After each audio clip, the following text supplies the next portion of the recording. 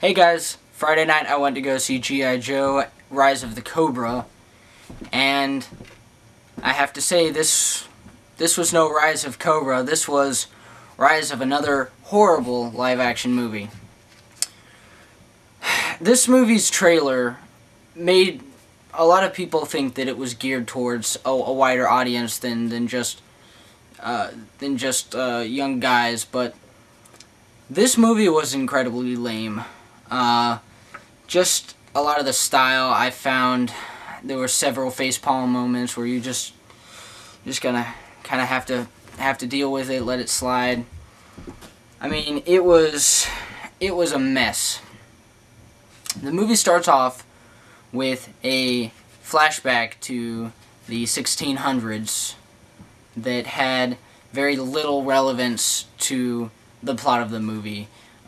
In fact, I guess the guy who ended up turning into Destro, it was a shot of his ancestor getting a mask melted to his face.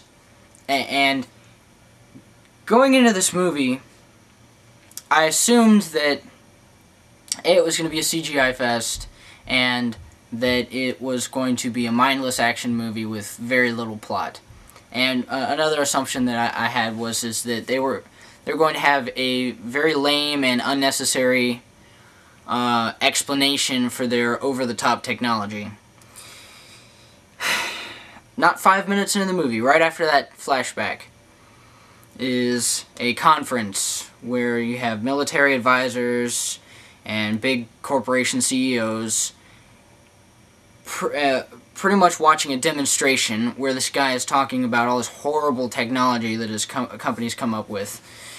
He has these nanobot warheads that will eat everything and anything and just spread until you push a button and then whatever. And so essentially I was already just kind of,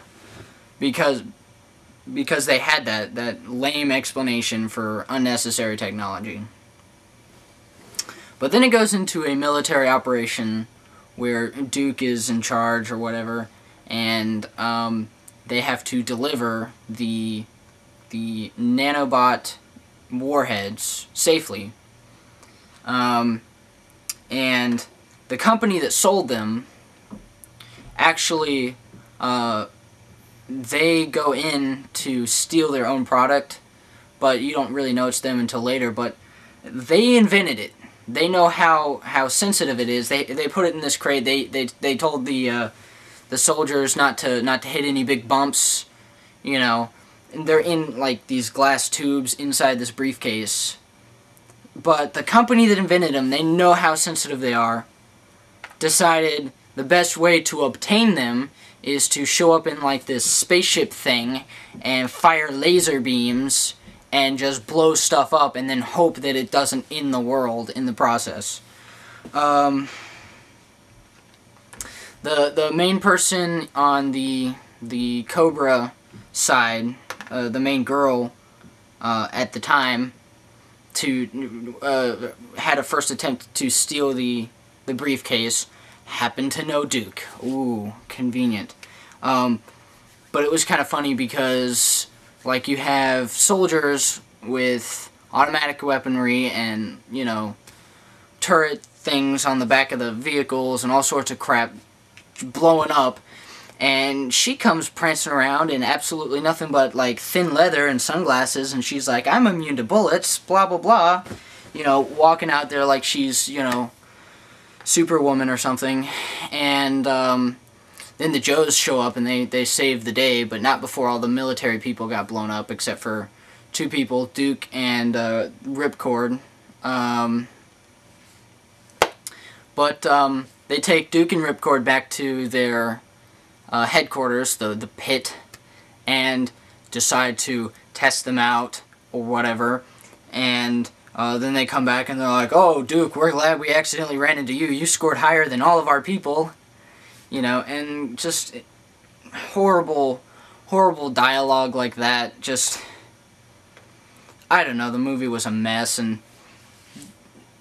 Cobra, actually, it was Mars Industries was the name of the company. They have, like, this underwater, like, Atlantis facility at the North Pole.